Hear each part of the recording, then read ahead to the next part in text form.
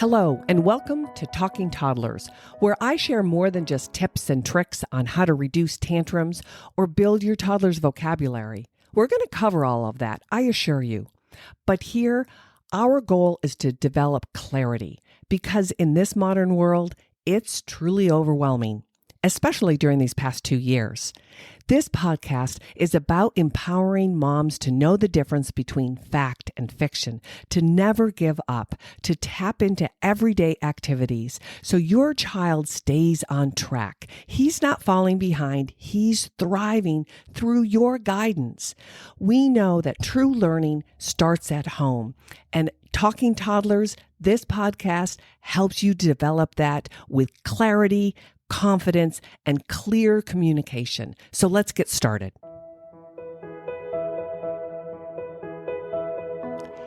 Hello, and welcome back to Talking Toddlers. I'm your host, Erin Heyer. I'm a speech-language pathologist with nearly 35 years in practice, and this is where we talk toddlers. New toddlers that are evolving into pre-K, kindergartner age, where we review current happenings with raising healthy, engaged, and competent communicators.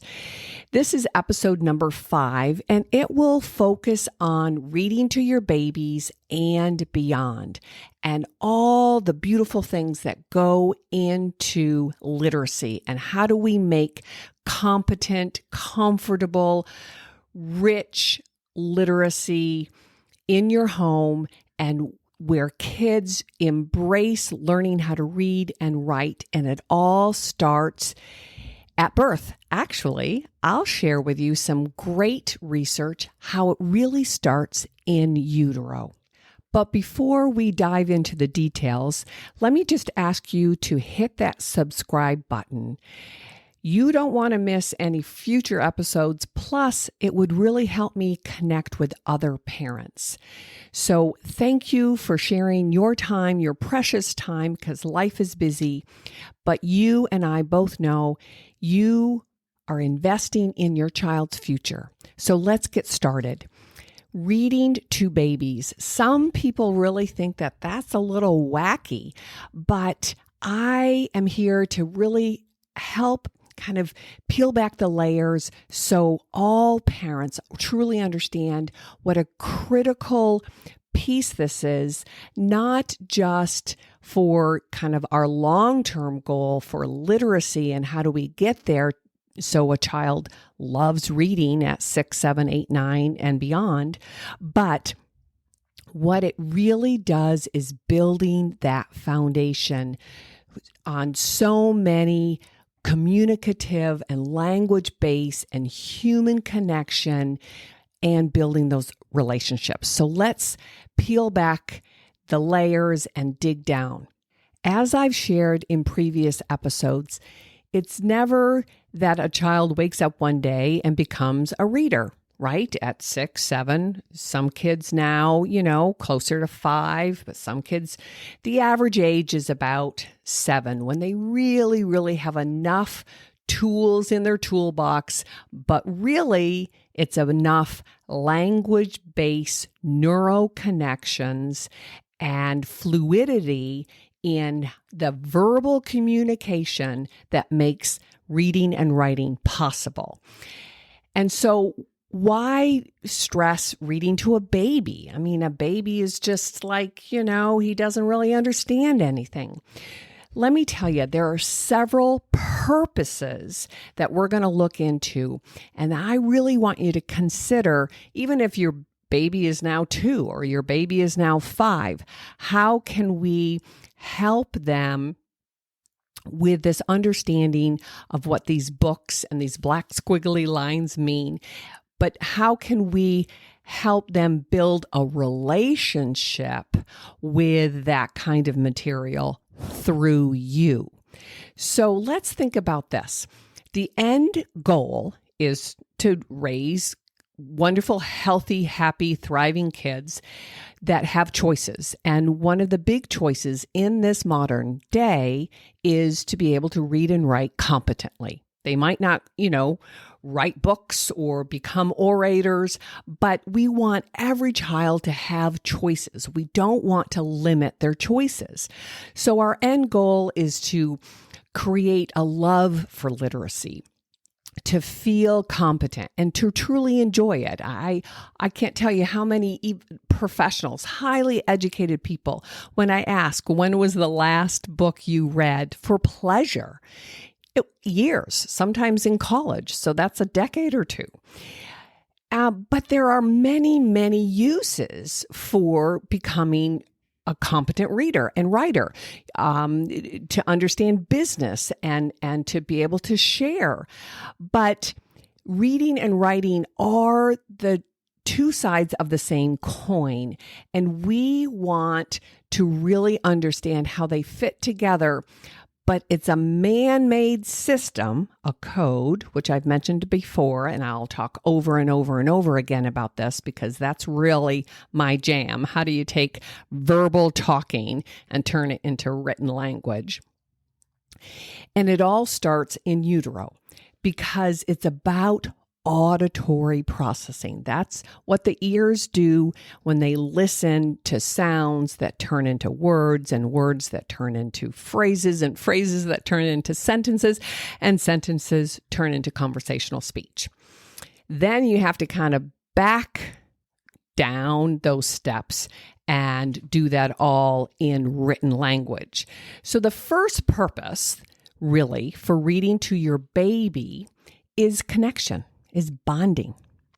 And it's your human voice that's important, not necessarily the book, because most experienced parents out there, moms and dads and grandparents alike, know that, when we first start reading to the little ones, we ad lib quite a bit. We make it up as we go. So it's not necessarily in the beginning, those black squiggly lines and real words, but it's that bonding that you have. And it's your human voice that is the baby's lifeline. And I mentioned this a couple of episodes again, but we'll keep, bringing this up because it's so important in this modern day that we're living in all this technology and this indoor lighting and, this fast pace.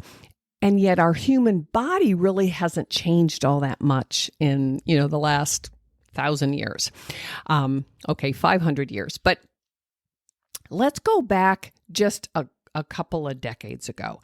So there was this gentleman, Dr. Anthony DeCasper, and it was in the early 1980s. So it was when I was in college, and he really did some remarkable research looking at how the auditory process or cortex in our brain that in both ears, and we'll talk later on about how the ears and the two hemispheres are different, but he really wanted to look at how the auditory channel was developed in utero.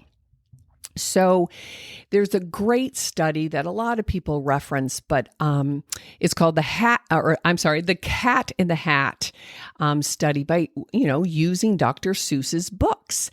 And what did Dr. Casper find out with all of that? But then you have to kind of ask yourself, well, why was Dr. Seuss so incredibly successful and how did that come to be? And we can talk about a little bit about how he, started writing his books shortly after World War II as a pushback to the whole word or the look and say method in the 1940s through the 50s and 60s. It was the beginning of true phonics being introduced in the younger elementary grades. And then there became this infamous reading war between whole language or the look and say method and phonics. And still to this day, there's a ton of bad information and conflict, right? One of two camps, even though the current educational system tries to imply that they have this balanced, they call it, system where they use a little bit of each. It's still really hard and highly inconsistently implemented. So I will do a whole nother episode on those two perspectives, those two methods, and how the brain really learns how to read.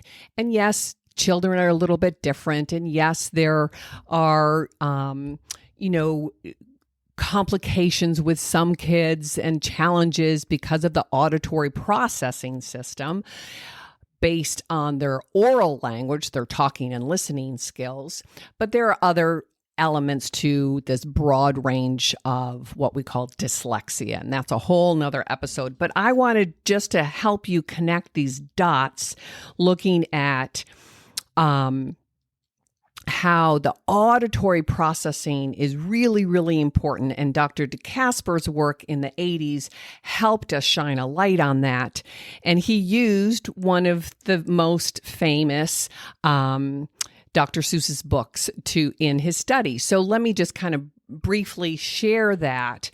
So originally, Dr. DeCasper discovered that babies in utero can auditorily discriminate, that means hear the differences, and remember after birth what they heard in utero.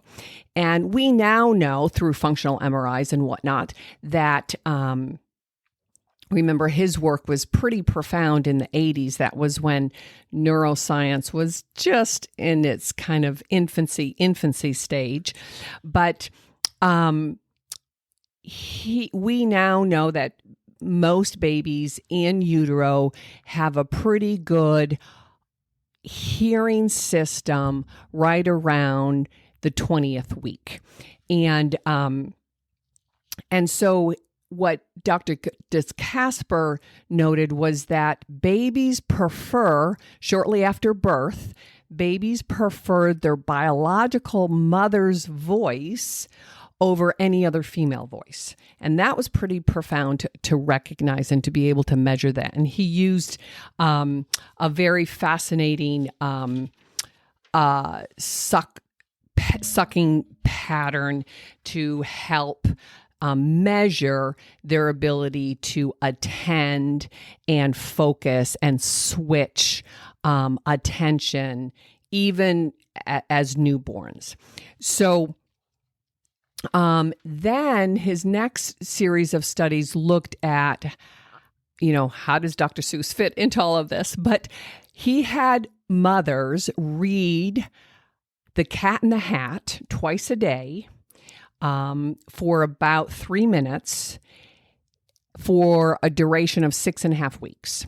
And then shortly after birth, not only do babies prefer the biological mother's voice over other female voices, but this newborn prefers The Cat in the Hat over any other Dr. Seuss books or rhyming books. And interestingly enough, and this brings it back into the current day, babies shortly after birth also prefer the live version. So that's mom holding the baby and reading the book in real time over a recorded version. So again, the mom would be holding the baby, but the baby would be hearing it, The Cat in the Hat or any other rhyming book, through a recording session.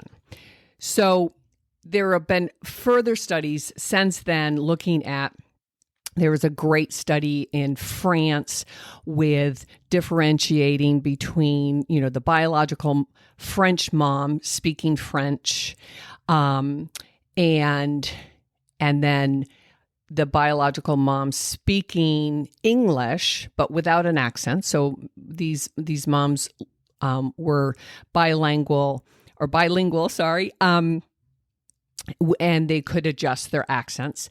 And so the baby was able to auditorily discriminate one French accent from another French accent. So remarkable work has happened in the last 30, 40 years at really understanding how the auditory system is the life force for babies and newborns and toddlers, because that is, as I said, several episodes again. And if you haven't listened, please go back and listen. It's kind of, I think I'm building this kind of evolving story, right? We have to go back in order to understand the present. And in order to understand the present, we have to step back and see the broad humanness of learning how to talk and building relationships and becoming human, right? And so I kind of mentioned the tool that Dr. DeCasper used was called high amplitude sucking, where it really was brilliant work and truly changed our understanding of auditory perception, auditory attention, and auditory discrimination, all of which lays that foundation to those first words around their first birthday and their conversational speech, beyond around their third birthday, which all of this is laying the foundation to how the heck do we help kids when they're 5, 6, 7 years old break the code and learn how to become readers. And so this is how all of, I'm peeling back the onion, the layers, and helping moms and dads and grandparents and caretakers, all of you understand that reading to babies is incredibly multi-purposeful. It's building that connection and that bonding, helping your little one settle and listen and enjoy a shared experience with you. And if you go back to previous episodes 1 and 2 or 2 and 3, where I talk about those receptive language fundamentals, precursors to the first words. So if you're thinking, but I don't have a baby anymore. He is a toddler. He is, a preschooler, and he doesn't sit still. I have some tips for that too. And if you are a mom or a dad who have a fussy baby or, that quote unquote colicky baby, I'm going to have to do a whole nother episode on that, because there are some wonderful research and practices helping those really fussy babies. But reading to your baby, and we'll go into kind of the tips and tricks of it, would really, really help those challenging nights, right? Where you could put in some motion, so like some walking or rocking. You could do a little soft bounce on a bed, or have the baby on your knees and bounce. Those kinds of soothing, soft movements that will help support your voice. And we'll talk about what kind of reading books that you could use to help. But it's about the rhythm. It's about, yes, we're going to talk about rhyming, but it's about the cadence of your voice. And if you can put a little movement to that, that is all wiring the brain and helping your baby and your toddler really get in sync with itself, himself or herself, and the outside world, which is you, right? So take that into consideration, that it's much richer than just connecting, even though it is that human connection.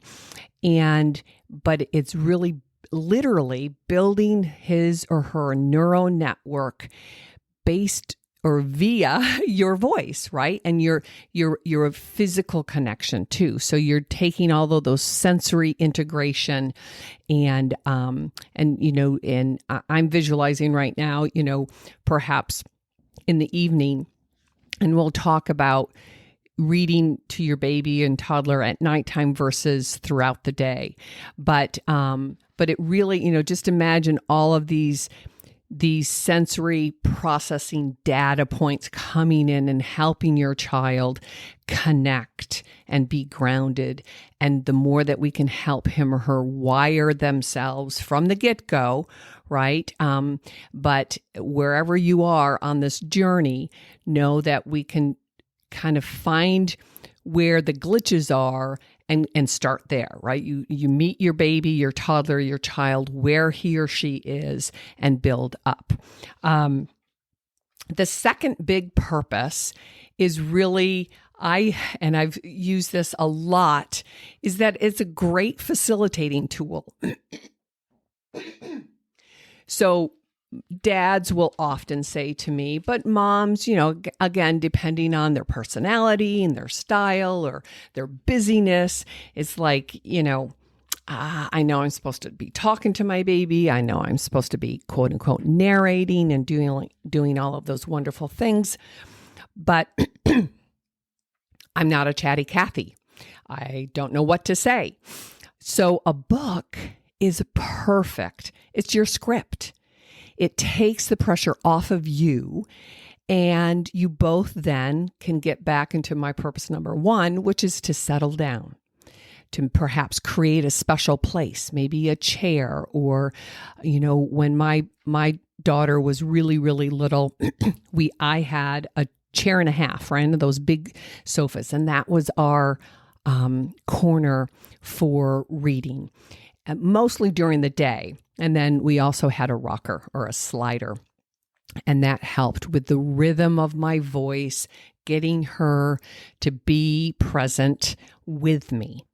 I do say regarding like background noise and all of that, you have to be really, really careful, because again, you want to bring it that as a shared joint experience. And so you could perhaps have really, really soft instrumental music. And there's some wonderful baby calming music or transition music, but you don't want the news on. You don't want people running back and forth. You want to find, to the best of your ability in your home situation, some quiet time to share.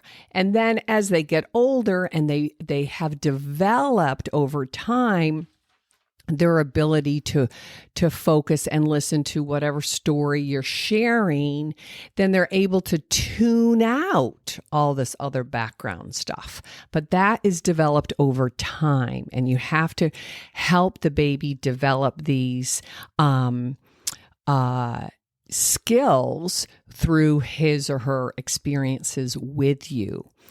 And that leads me to another thought. There's also some really good studies and current implementation where hospitals now are using reading with the babies, the premature babies in the NICU, because we've known for decades that those NICUs are really quote unquote toxic to these preemies who are so incredibly vulnerable, being born early, right?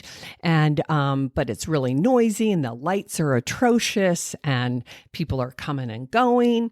But there are a number of hospitals across the country that are really trying to up their game and helping the baby, but also create better bonding and connection between the parents and the baby, because, having to keep your baby in the NICU for weeks and sometimes even, a couple of months, it's horrible on everybody. And so, but they're using these reading episodes or experiences. Some are using the cat in the hat, but looking at all of that studies and trying to really implement and help the baby develop and create a smoother self-regulation and ability to synthesize this outside world, right? It's pretty noisy and complicated if we really think about it.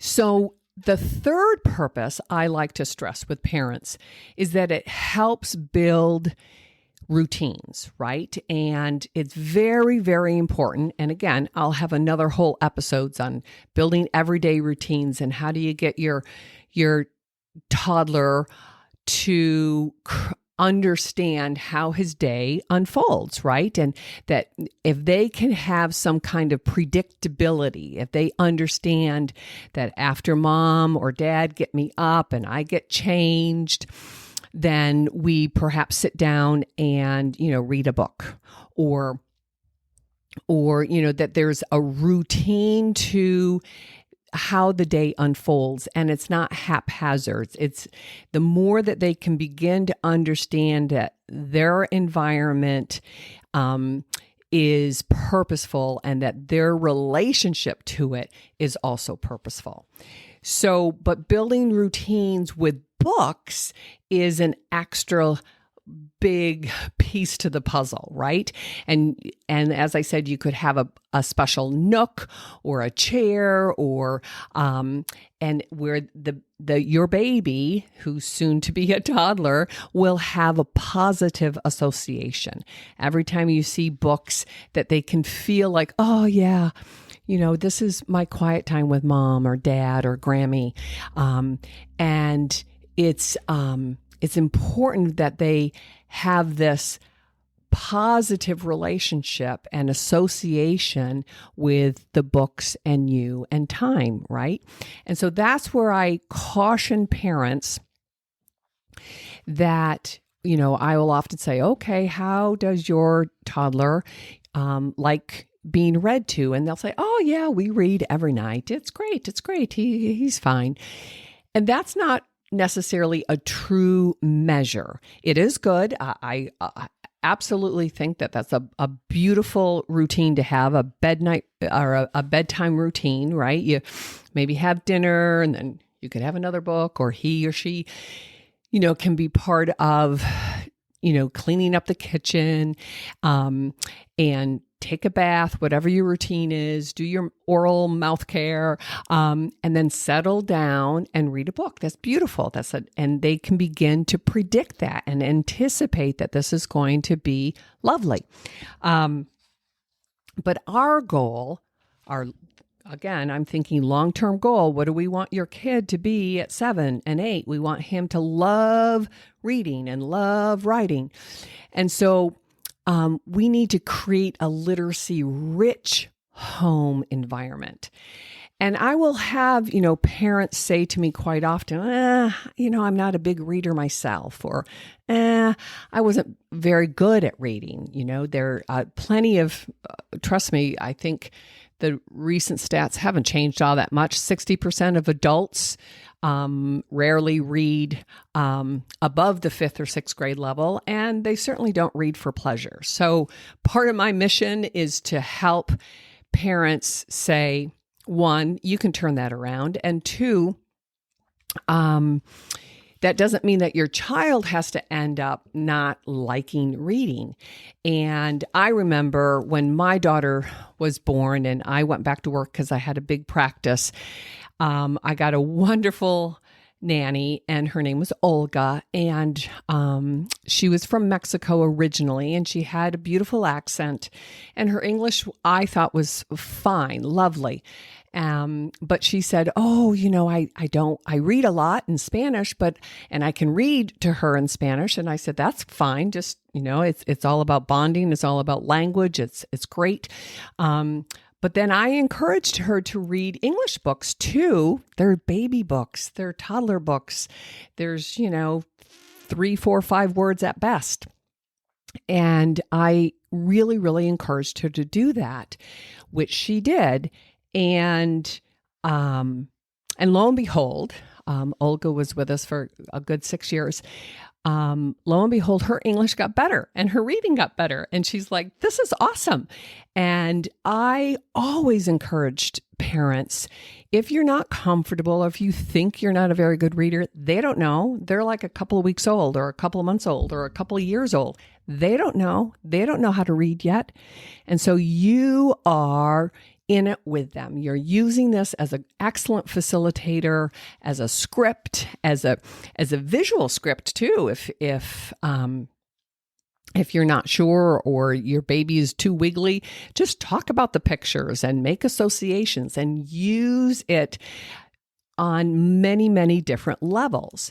But I really, in regards to this, creating a literacy-rich home environment, that means to really sprinkle books throughout your day and make them available throughout your home and your everyday experience. So, to have small baskets next to the couch, to have a small basket next to the dining room table or the island that you sit at, to carry books in the car, in your diaper bag, to have books in the bathroom. And this is another place where books were really important in helping my daughter, just feel at ease in new places, in a doctor's office, or if we had to go, to a different store, or even go out to dinner with friends. It's a child-friendly environment, but bring books so they can feel comfortable that they have a little bit of home with them, and you can share these books and use it as a facilitator right there at the table. But I think it's really, really important that you put these two things together with the connection of the love of reading, the routines, and that a child can begin to associate that, eating is pleasurable and book reading is pleasurable. And, when one of the parents come home from work, that is their routine, that as one parent is getting dinner ready, the other parent is reading with the baby or the toddler. And it's really a good way to also make association, like say you're fussy, or the baby's in a bad mood and you're in a bad mood, that you just say, maybe instead of, oh, it's quiet time, let's just, take a nap.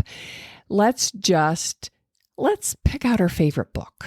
Let's be just together and have fun and use our imagination, and just don't put any more pressure on this very challenging day that we're having. And that's okay.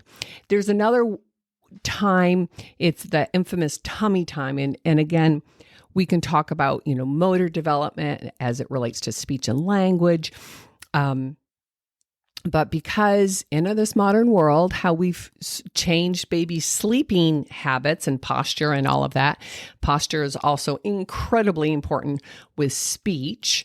And another episode, I'll talk about the differences between speech and articulation, which is the physical part of talking, and language processing, which is twofold. So you have the understanding or receptive language, and then you have the expression and verbal language. And that's different than speech. Speech are the sounds, but then you have 26 muscles from the diaphragm up that we have to coordinate. And that is truly interconnected with, the physical development, right? Rolling over, crawling, sitting up, walking, all of those kinds of things. But tummy time is a great little chunk of time where the baby is, right there and you're right there, and you can share in a book. And part of the other element to creating, maybe a sitting chair that you like to read at, or I like to read with the kids I work with, when they're sitting in the therapeutic high chair, right? I'm always eye to eye with them. And that's really, really important because they have to see our face and hear our voice and put all of those many, many, many nuances together with pitch and tone and facial expression and all of that.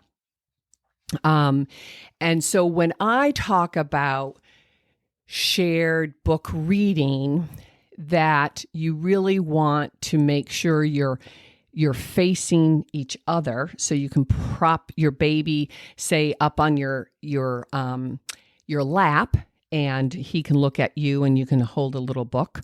Or if they're old enough and they can sit up in the high chair, or even in a little, bassinet thing, and you're feeding, you can then, again, it's more like a 45-degree angle or a 90-degree angle where you're sitting sort of side by side, but you're sharing this book. And it goes back to a previous episode where I talked about developing that joint shared attention, right? And that triangle where you and the baby are sharing something outside of him or her. And so posture and being able, it's also another great way where you, the adult, are holding the book, and then you, over time, you can help them or help them learn how to turn the pages. And there, several different methods to that, such as, I hold it just beyond as I'm talking, right? It's out of reach, just beyond their fingertips. But then I pull it in where I, want them to point to the apple or point to the, the doggy. Or if I say, okay, turn the page, and I could tap it and they could pull it, or I just kind of thumb it, just enough where they can grab a hold of it. Sometimes, it could be a thick, heavy, board book, or it could be a book, with just heavier pages. And it's so, in regards that, I have to share a story that my daughter really had a love for reading and really respected books from the get-go. And so we didn't really have to redirect her, or she wasn't into even writing in books. I think there's, maybe one or two that she kind of scribbled on, but, she was never one to put it in her mouth or anything. But she also got to the point where when Christmas was, I would say it was probably her third Christmas, and she was kind of dumbfounded where she didn't really want to rip the paper off the present, because paper and books, they're kind of related, and I don't get this, Mama, and help me out. And so it was kind of this learning curve where we had to kind of loosely wrap her presents so she could take the paper off without ripping them. At the same time, help her discriminate. Books are books and presents are presents. But every child's a little bit different. Some kids really kind of, like to mouth those, but I think it's up to us to help them, again, discriminate and just say, yes, another good strategy, if they are kind of into, wanting to chew on it, or if their teeth are coming in, is that you give them a really nice teething ring, right? Something that's appropriate. And I can share a link to a company that I use. And again, helping them understand how the world works. And books are for reading, and there are certain things that go in our mouth, food for one, and teething rings for another. Or kind of rubber toys that they can kind of gnaw on. And again, that's part of that motor planning that helps them settle down, and it all puts them present and in the moment, quote unquote, ready to listen. And that's, again, what's our long-term plan is for your 6 or 7-year-old to be able to sit at a desk and be ready to learn how to read and write. And that takes a lot of motor skill development, cognitive development, and social communication. So the fourth big purpose is really about language acquisition. So when we're looking at reading to our babies and reading to toddlers, it all goes back to what I started in the beginning with Dr. DeCasper and Dr. Seuss's books, and the rhyme and the rhythm in your voice. That's what you're literally doing. You're putting in auditory data and giving him or her an experience to wire their neurological system for language acquisition, right? And so let's go back a little bit to Dr. Seuss, who was in many, many people's minds is brilliant, because he really, I don't think originally he started knowing how critical he was going to be for decades and decades and generations, but that he understood that there was a cadence to English. And the interesting thing is, if you really look in, classic poems or nursery rhymes of most languages, I can't say all because I don't know that for sure, but I know the vast majority of them, they all have a cadence, a rhythm. And English, for example, stresses the first syllable, like in the word elephant, cucumber, bobcat. So when there's more than one syllable, English will stress that first syllable. So there's a cadence to it. And I'm snapping my fingers. And so that's why Dr. Seuss really understood that. And if you look at the really early books, it was very simple rhymes to get the children in that rhythm, but to also auditorily hear how words can be the same and how they can be different. And in the future, I will have different episodes where we can really dive into that auditory processing and how that builds the sound acquisition and how that then feeds into literacy and spelling and writing and all of that, memory and organization, of course. But I just want to recommend one book. It's called Read Aloud Rhymes for the Very Young. It's short, or these are all short and sweet little poems with beautiful illustrations. There's actually 200 of them. And it's by Jack Prelutsky, Prelutsky. He wrote a series of poems in these classic nursery rhymes that are English, or for native English-speaking people. He wrote a book for older kids, and then he went back and did one for the very young. And it's just brilliant. It's beautiful. You can use Dr. Seuss. You can use the classics. You can, but be mindful of that is your voice, and it's the timing and the rhythm and the rhyme and the repetition.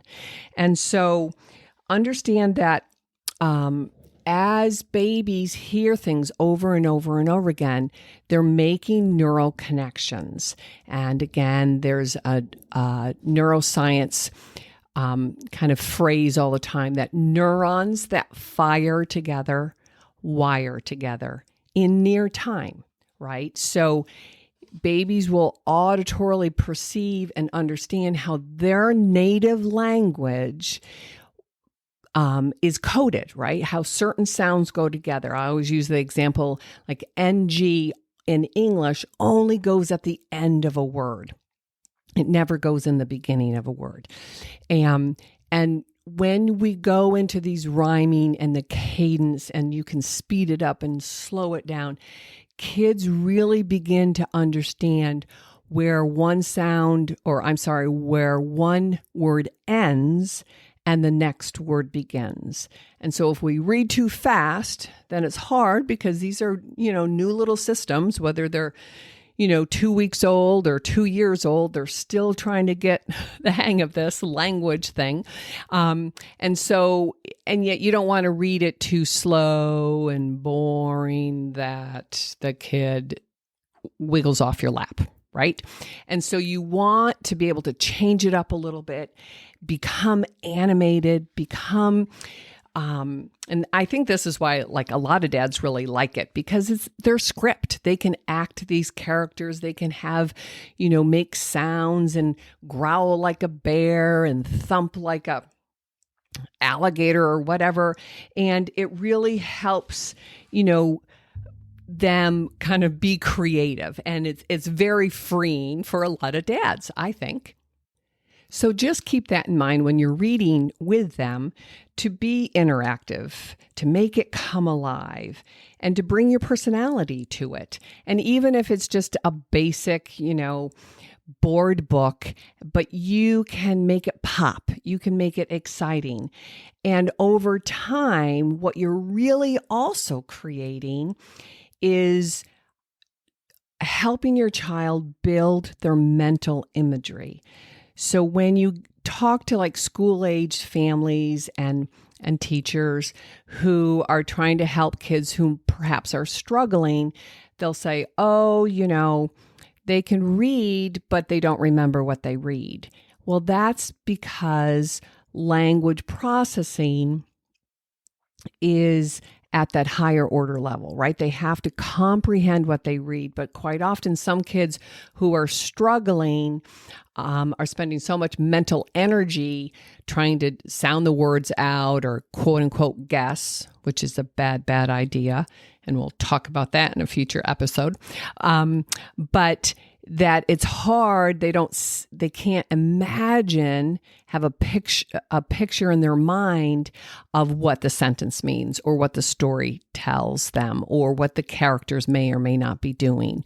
And so in other episodes, I know I keep promising all these episodes, but as I talk to you, I'm thinking, oh, that's a good one to dive a little deeper into something very, very specific.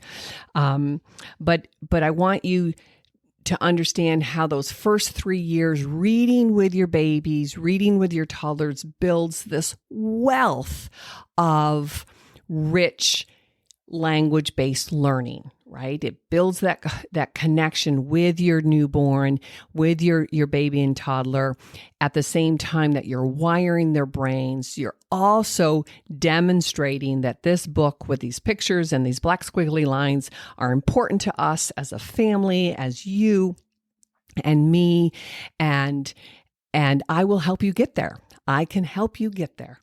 And so take those things into consideration when you're looking at your baby or your toddler. The other piece of advice that I often give, they say, well, he just doesn't sit still or he's not into it. So you have to then kind of judge during the day. Again, I go into the high chair. I try to keep babies and toddlers and preschoolers in a high chair or in some kind of booster seat where they're kind of quote unquote restricted. And I have their attention, right? And kind of build that. And you can say, okay, here's a new routine. This is what we're going to do. We're going to read a book and then have lunch, right? Or read a book and have a snack.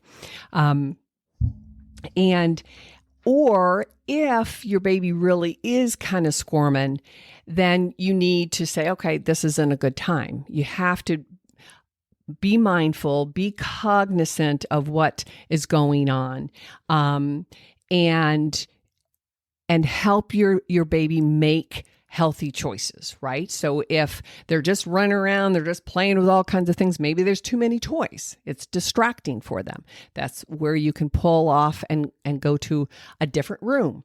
Or maybe you need to thin out the toys. And I really believe in rotating toys, so you can do that. So there's a lot of, if the baby wants to keep, playing with the book and keeps pulling at it, maybe they need to fidget. Maybe they need to play, not only bite on something else, but, play with some blocks.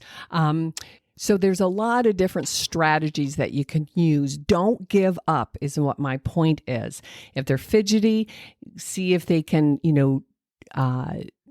be relaxed or calming down by, a little toy that they can play with as they're listening at the same time. We all doodle in the middle of a meeting, right? That's a great way for us to be able to listen and process and keep our mental thinking grounded, right?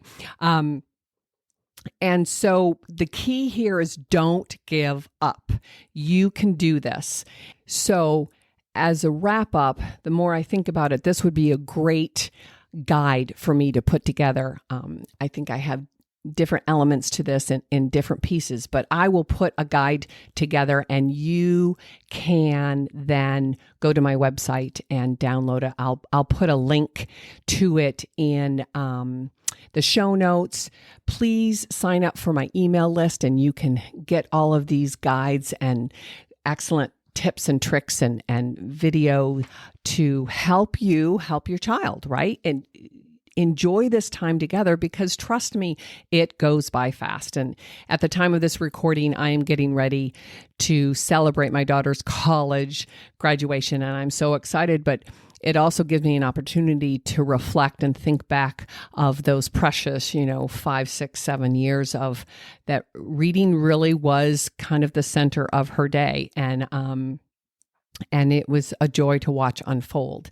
So trust me that it takes time, it takes patience, but really look at your environment, be willing to make some changes, keep trying. If they can only sit and read a book with you for 2 minutes, take it. And then hopefully next week it'll be 3 minutes, and then 5 minutes, and then 10 minutes.